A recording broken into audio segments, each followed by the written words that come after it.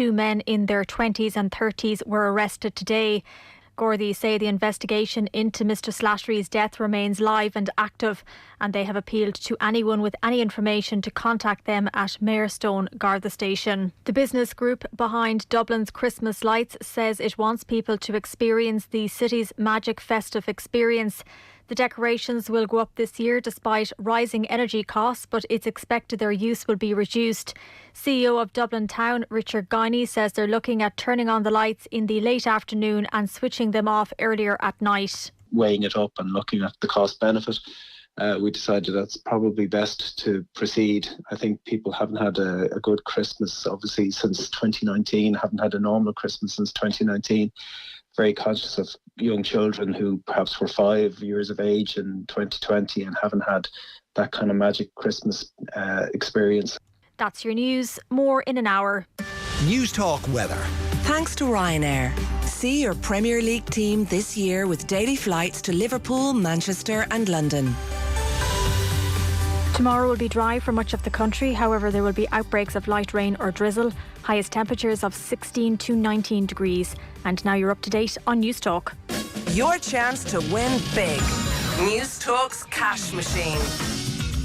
Well, we've had some big prizes on the cash machine. This is our biggest ever amount. So another rollover. Someone missed Barry's call today again. So if you've entered since Thursday at 5 o'clock, you're still in to win. But you must know the new number, which is 80,000, that's 80,218 euro and 82 cents. So if you want to enter, text play to 57557. Get your entry in by 3 o'clock tomorrow, and then across the Go Loud network of stations, Barry Dunn will make the call. If your phone rings, answer within 5 rings, tell him the exact amount in euro and cent, and the cash is yours. So the new amount for tomorrow is 80,218 euro and 82 cents. Over 18s only, text cost you €50 plus your standard message ready to play. You are playing across the Go Loud network of stations. Terms and conditions are on newstalk.com. The Football Show on Off the Ball. With Sky. Watch every live Premier League game this season on Sky Sports, BT Sport and Premier Sports. I'm prepared to do anything I can to play for my country again. Do it then. What about your start to the game? It wasn't bad, was it? Why should an honest answer be a mistake? How can a modern day manager not have a mobile phone? Why should he? Now you're welcome along, Football Show. So Graham Hunter will be with us later this hour. There were shameful scenes at the Madrid derby last night, and it's been the culmination of a rather strange week in Spanish football. Started with Real Madrid's game against Mallorca and Vinicius Jr. accused of showboating, and then it bubbled on to the TV talk shows, which are so popular in Spain, and things were said which were not good. And then Vinicius Jr. released a statement on Friday about the racism he encounters. And then on Sunday night, last night, Real Madrid, by the way, won 2-1, maintaining their 100% record in Liga. But the scenes of racism last night were shocking. There were fans holding up monkeys in Real Madrid jerseys, puppets at the game, and chants like you wouldn't believe, or well, like you would believe. And it's been awful, really, in so many ways. So Graham Hunter is going to join us later on to explain all. Also with us, it's a Scotland takeover, actually, on the Football Show this evening. Pat Nevin, hello. How are you doing? I'll be listening in for Graham because he's always worth listening to, and he's always got his finger in the pulse over there in Spain. He's a fantastic man to talk to. You've got the right man there. Yes, well, it's been a saga over there, so he'll tease it out for us and explain it to us. I might touch on Scotland, given that we play Scotland, obviously, on Saturday now, but the weekend just gone, curtailed for obvious reasons. We should touch on Arsenal because we often overlook them, and they're still here, 7 games in, top of the table, 18 points to Man City's 17, kind fixture list notwithstanding. There is a real sense of progress about Arsenal at the moment, a real sense that Mikel Arteta has more than proven himself in the short term. I guess how good they're going to be this season is the interesting question. How much we can read into these 7 games is the interesting question. Well, first of all, what was a great thing is the way the club stood by him when they had the rocky patch initially. And he knew what he was doing. He understood there was a period of time it would take to completely change I was going to say ethos. It's not ethos, just the pure style of the team that he was playing.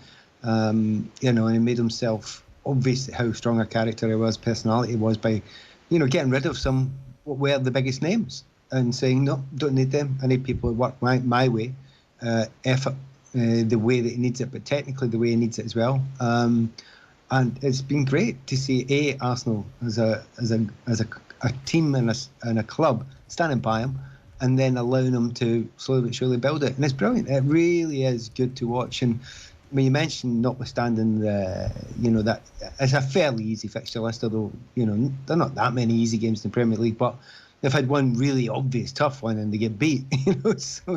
Man United. So people will hold off getting excited about it, but taking nothing away from the fact that they are, and I've got a little bit of stick, which I'm used to, where I said slightly Man City light, as it were.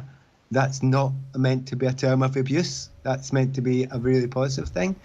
And if they keep on going like this, I mean, at the weekend there, they did it without Odegaard.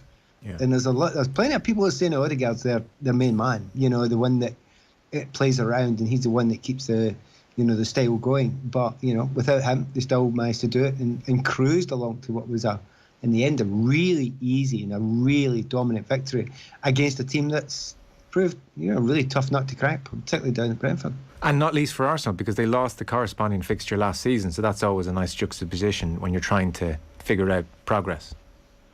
Yeah, and one of the tough things about London, if you're Arsenal or Spurs, Chelsea, West Ham, Fulham now, Brentford, there's so many derbies, and every one of them, it's not a famous derby, Brentford versus Arsenal, but it is for Brentford. Absolutely is for them. They're going to give you everything. And certainly can remember times playing in the top league when you realise you've got 5 or 6 derbies this season. And it does make a difference because every one of them is a battle. But they didn't allow it to become a battle because they controlled it so incredibly well. Loved the way they did it. Brentford aren't a bad team at all. But every question that they were asked by Brentford, they had what looked like a very, very simple answer for. So now, loving watching Arsenal just now. And the suspicion is they will just get better. That's the nice thing about it. They don't look as if they are close to being, what they would think of as the finished article, what Arteta's trying to get them. So, it's brilliant. Maybe one downside about it, and it's still a big if, they become the closest challengers to Man City. And I think that's a huge if at the moment. It's certainly, I don't know if that'll be the case this season. But the similarities in the play, in this... The one thing I love the way Man City, I'm such a big fan of Man City, and many of us are, but we don't want only one system working in English football, and I suppose that's why it's kind of good news that Spurs are up there as well, because they play in a very, very different way. But for Arsenal and Arsenal fans, and actually I was sitting watching a game with an Arsenal fan the other day there, and the excitement of those Arsenal fans just now, actually, a banger lad, actually. He was sitting watching the game with us, and it's been a long time, I think, since the Arsenal fans they've had exciting moments, and they've got close, and there's been cups. I think this feels like something different. Well, I think it does. The Emirates has been almost a site of recrimination, or else no atmosphere whatsoever, for about a decade, and you can sense this palpable excitement at the moment. On the parallels between how Man City play and how Arsenal play. I mean, it's funny you say that, because I did have the thought watching Arsenal at Old Trafford when Arsenal had the ball and Zinchenko would pop into midfield and Xhaka would push on, and I was thinking, I'm just watching Man City here. I mean, this isn't even subtle. No, it's not, but it's not a bad thing. But it's also, the way they recycle the ball in a certain way, the pace they do it at, the way they drag teams, the way they will not be drawn into, the fights that other teams will get drawn into, the fearlessness of every single player on the ball, wanting it all the time. And it's been worked on hard. It sounds so simple. It's a really hard thing to do, because you need players that are technically good enough to be able to do that, and brave enough to do it all the time, not just when they fancy it. And when it goes wrong, it doesn't matter. You keep on doing it until you get really good at it, and that's it took Pep a little while to get it going at Man City. The one thing I suppose he'll know, Arteta, and which Pep's known, is that it's an evolving thing. People think it's a one simple way to play football. It's not. It's an evolution thing. If you find one set of ideas are not quite working, you need to be able to slightly evolve it. Now, it's kind of easy to evolve it if you can get Erling Haaland to go and step into your team. That's fine. But if you have to find other ways of doing it, and I love the way they're doing it. It's an exciting time. It's it's going to be hard for them to stick with Man City all the way. Yeah. But I'm already looking forward to that game. I mean, it could actually be really dull, couldn't it? It actually could be dull. I suspect I really look almost as a game of chess. I'm looking forward to. Yeah, I'm not sure if it's a consequence of the documentary All or Nothing, but Edu, as technical director, kind of increasingly feels a part of the fabric of what they're doing. And you look at their signings in Fabio and Jesus and Zinchenko for 80 million net versus spending almost the same amount just on Pepe a couple of years ago, and you'd think, well, they're sorting things out across the board here. So, and not to mention, I don't know what you were doing in 2007, but Ethan Nwaneri was being born, Pat. I know, and the fact that they've got, that's not for show. They're doing that, bringing in a 15-year-old. That's right. He's going to be good enough. We're going to try and get him as integrated as quickly as possible. I have to say, I did laugh out loud when I heard that he's allowed to play in the team, but he's not allowed to change in the same changing rooms. Yeah. Because of child protection issues. Like, wow, yeah. That is a completely different world. But you don't get a game at 15 unless they absolutely believe in it. The slight concern would be there've been a lot of players that have started very, very early and become good players, become okay. But because you get stuck in there at that age, everyone thinks, oh my goodness, you've got to be unbelievable. And there's usually a number of reasons why you get that early a start. A, you're very good. B, either you're unbelievably quick, or C, you've kind of matured physically a little bit quicker than others at that age. Usually need all those things, but it doesn't mean to say that somebody's not going to overtake you in a couple of years. Yeah. But he's got a chance to be a really good player. And the technical sides of it interest. We've not seen enough of him yet. Obviously, I think he had one tackle in the game. But it's just to say, get used to it. And we've all seen it. We've all played in teams where, the guy's not quite ready yet, but they're saying to him, you've got to learn this side of it, standing beside everybody. The pressure that you're putting on walking on that pitch, there's going to be a lot of media speculation about him. You've got to learn all that stuff. And sometimes some people crack when they get it younger and you have to take them out of it. But some people, and I think most, really quite early, if you're good enough and you're capable enough, nothing phases you after that, because that is your life. That is what you're born into. Like anyone listening tonight, think of who you were when you were 16, 17, 18, 19. Whatever you done then stood you instead for the rest of your life. You could do it then, you couldn't do it forever. And that's one of the things about professional football. But if you wait till you're 21, sometimes that's it's slightly panicky. You're not sure about yourself. You've waited so long. It's a really good thing when it works if you give them that chance really early. Yeah, it's interesting. I'm sure he's been asked many times. I wonder in hindsight, does Theo Walcott think it helped him being brought on that World Cup fiasco all those years ago or not? But that's a different case study entirely. Spurs 6, Leicester 2. So Son comes on. I mean, Antonio Conte must be thinking, this makes me look so good. I mean, this is perfect scenario. Son does his thing and scores his hat-trick in 14 minutes and Spurs run away with the game. I'm curious for your read on Brendan Rodgers, because it did feel like a couple of weeks ago he tried the old Scott Parker routine and was critical of the owners and almost said, guys, give me the 10 million, I'll go, you'll be happy, let's wrap this thing up. And he's still there. You wonder what Rodgers' thinking is, what his investment in the project is. Is he thinking, God, if this continues and I'm increasingly associated with these hammerings as opposed to winning the FA Cup and doing a good job, it's not good for my reputation, maybe I am better off out of here. I don't know. It's hard to get a read on where he is, and even Leicester at large, that they're 1 point, their worst top flight start since 1983. They've conceded 22 goals in 7 games. It is all-out crisis at the moment. It doesn't help when you're losing good players during the summer. Add on top of that, other players are beginning to fade, specifically Jamie Vardy. For a long time, they've not completely relied on, but he's been a massive part of it. I mean, a gigantic part of it. And the expectation he would be, well into double figures towards 20 and above every season. And it doesn't look like that now. He won't give you less effort, but it's just, naturally that happens. And the real shame of it is, do you know when other clubs go through those dips and you think, oh, it's okay, they'll come back, Man United go through a dip, or, whatever these teams go through a dip. Leicester's different because the history isn't there. So when you're going to get players, you're going to have to keep on doing what you've done before, i.e. be the best of the best at getting good value and, like the Kantes, which they've done before, and the Vardys, etc. Get them in cheap, and get the best sort of value out of them. Maguire, even, I dare I say it, those sort of players. But that's another one that's easy to say. But everyone's trying to do that just now. Maybe some of the players that they were getting before, maybe Arsenal are getting them now. They're fine. They're scouring the planet. You mentioned the number of players at Arsenal, but that's Saliba. I mean, wow. Yeah. I mean, you're talking about the monies that have been spent and some other centre-backs around the place, and you think, wow, it's all about being sensible with that. But it's hard to do because every single team in the Premier League's trying to do it, and you need to get a load of those decisions right. For Brendan Rodgers, I mean, within the game, there are a lot of people that, I'm not one of them, but there are a lot of people that think, well, because of what he did with Celtic, get out of there, really quickly. He made sure he took care of himself because he made sure he did the best he could for himself. Every manager does that. That's what they do. They make, because they know the star can fall in milliseconds, as we're seeing now with Brendan Rodgers. The star was very, very high until very recently. But just looking at them, you do worry about Leicester a little bit just now. They have got good players. And by the way, they didn't stink against Spurs. I don't know if you watched the game. They were actually pretty good for long periods of that game.